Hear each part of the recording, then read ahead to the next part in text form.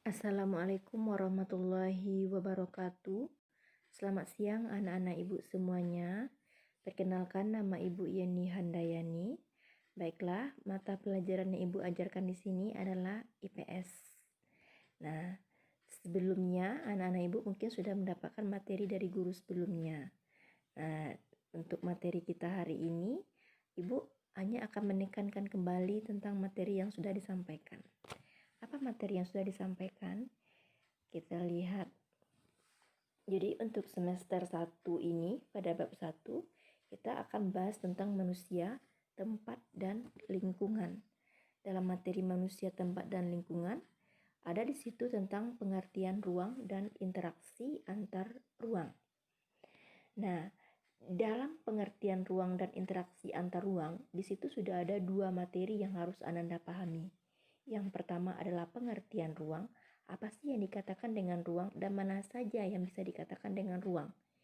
Kemudian setelah Ananda paham tentang pengertian ruang dan tempat-tempat yang bisa dikatakan dengan ruang, Ananda harus paham lagi tentang interaksi antar ruang.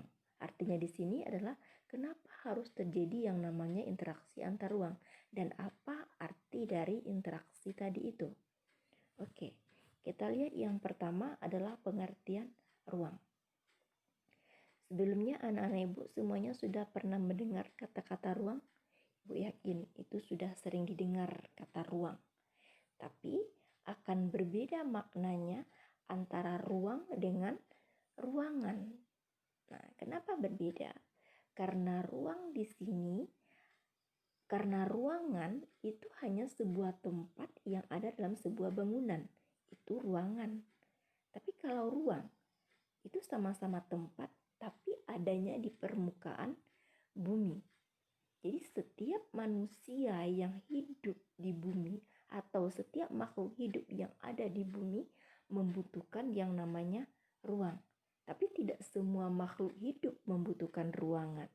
Ibu tanya, apakah hewan butuh ruangan untuk tinggal? Tidak. Tumbuhan butuh ruangan? Tidak. Tapi tumbuhan dan hewan butuh ruang untuk tinggal di permukaan bumi. Nah, kita lihat pengertian yang sebenarnya. Apa sih pengertian ruang? Ruang adalah tempat di permukaan bumi, baik secara keseluruhan maupun hanya sebagian yang digunakan oleh makhluk hidup untuk tinggal. Benar, kata kuncinya tempat di permukaan bumi. Secara keseluruhan itu adalah bumi secara keseluruhan. Sebagian itu misalnya hanya laut saja yang ditinggali oleh ikan misalnya. Atau hanya di daerah pedesaan saja yang ditinggali oleh manusia. Nah, itu adalah sebagian. Tapi itu tempat yang bisa untuk makhluk hidup tinggali. Itu dikatakan dengan ruang. Nah, setelah Ananda paham tentang ruang ini, artinya ruang itu berbeda dengan ruangan, tadi itu harus dipahami terlebih dahulu perbedaannya. Nah, kemudian kita lihat batasan ruang. Nah, sebelum kita memahami mana-mana saja batasan ruang tadi, kita harus tahu dulu makna dari batasan ruang. Maknanya adalah tempat. Lagi-lagi tempat ya, tempat dan unsur-unsur lainnya yang mempengaruhi kehidupan di permukaan bumi. Tempat dan unsur-unsur lainnya yang mempengaruhi kehidupan di permukaan bumi. Artinya kalau tidak ada unsur ini, itu tidak bisa hidup di bumi ini. Nah, itu yang namanya batasan ruang. Mana-mana saja yang bisa dikatakan dengan batasan ruang? Yang pertama adalah lapisan atmosfer terbawah yang mempengaruhi permukaan bumi. Artinya, selagi bisa ditinggali oleh makhluk hidup, tidak susah mereka untuk hidup, itu dikatakan dengan ruang. Yang kedua adalah perairan yang ada di permukaan bumi. Perairan itu apa saja? Ada laut, sungai, dan juga danau. Di laut apa saja yang bisa hidup? Bisa hidup di laut itu ada ikan, ada di situ bisa hidup yang namanya rumput laut, terumbu karang. Nah, jadi itu yang dinamakan dengan ruang, ya, ruang yang ada di laut. Di sungai apa saja? Nah, sungai juga bisa hidup yang namanya ikan dan sejenisnya. Kemudian ada lagi di danau. Artinya akan nanti ruang antara laut, sungai, dan danau juga akan ada perbedaannya nanti. Sampai di bawah permukaan bumi atau air tanah atau mata air di sini ya. Kemudian yang ketiga, lapisan tanah dan batuan sampai pada lapisan tertentu. Yang keempat, berbagai organisme atau makhluk hidup. Intinya, selagi bisa ditinggali oleh makhluk hidup disebut dengan ruang. Dan inilah batasan-batasan dari ruang yang sudah kita pelajari. Nah, kemudian kita lihat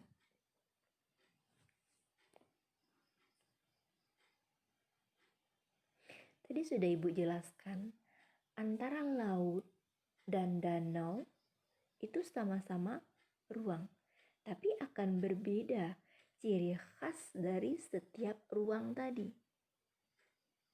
Nah, jadi setiap ruang akan memiliki ciri khasnya tersendiri. Di laut sama-sama ada ikan laut, kemudian di danau ada juga ikan danau. Tapi apakah sama kehidupan kedua jenis ikan tadi? Berbeda. Begitu juga kita bawakan kepada manusia. Orang yang ada di pegunungan akan berbeda kehidupan mereka dengan yang hidup di tepi pantai. Ciri khas berbeda. Ya, satu lagi. Setiap ruang akan berbeda ciri khasnya. Jadi tidak ada satu lokasi pun yang karakteristiknya sama persis. Tapi mungkin ada yang sama, tapi tidak ada yang sama persis. Karakteristik inilah yang menciptakan keterkaitan antar ruang di permukaan bumi. Nah, jadi karena karakteristik inilah yang akan menciptakan keterkaitan antar ruang di permukaan bumi. Artinya di sini kita sudah mulai masuk kepada kenapa harus terjadi yang namanya interaksi antar ruang, karena karakteristik yang berbeda tadi. Jadi perbedaan karakteristik, kata kunci, perbedaan karakteristik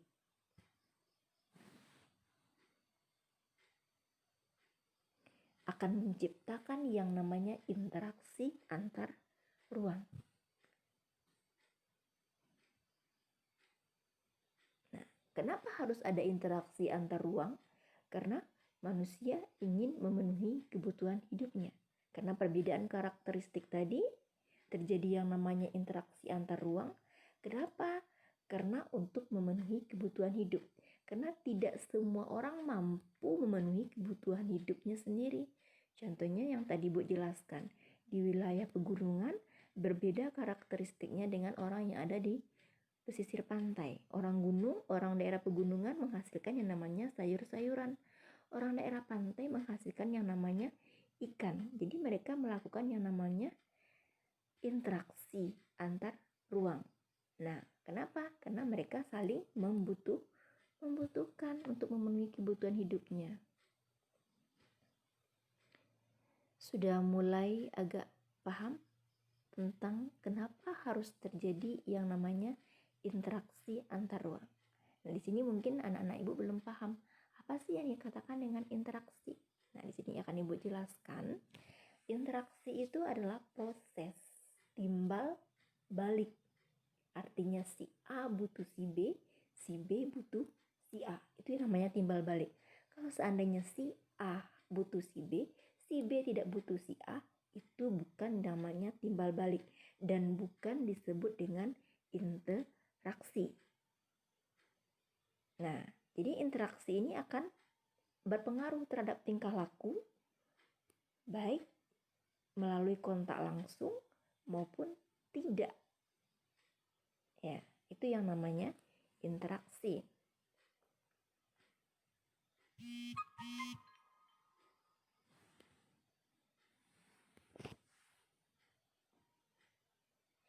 Kita lihat, kalau interaksi manusia dalam bentuk pergerakan manusia, itu interaksi juga ya.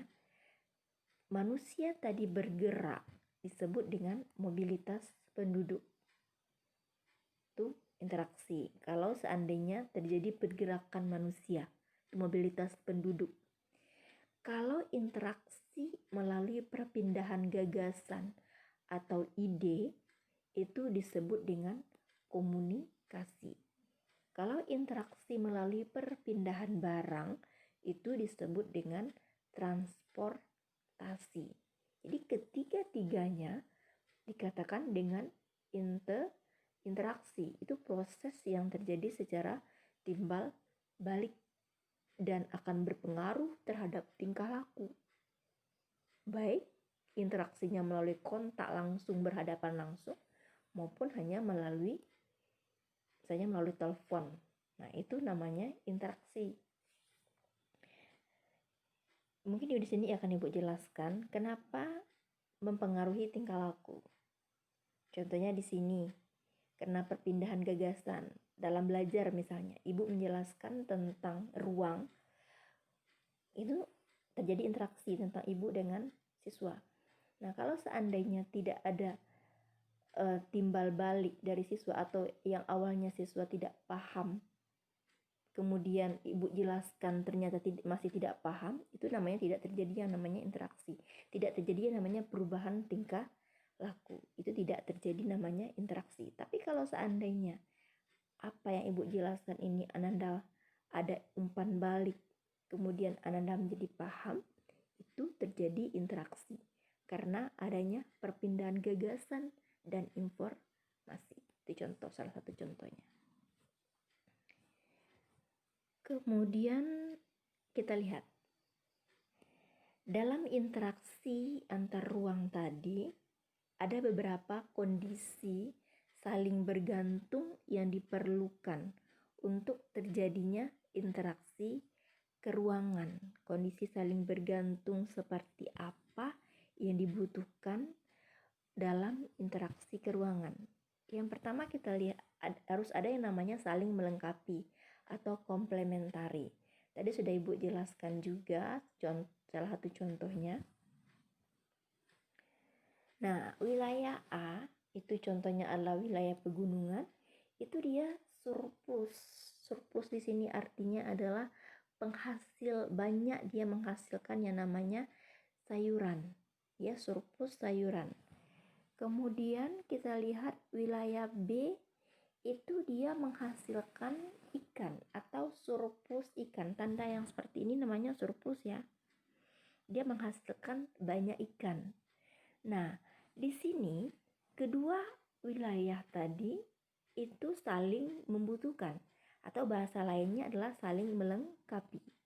Nah, maka terjadi yang namanya panah seperti ini. Wilayah A butuh wilayah B butuh wilayah A.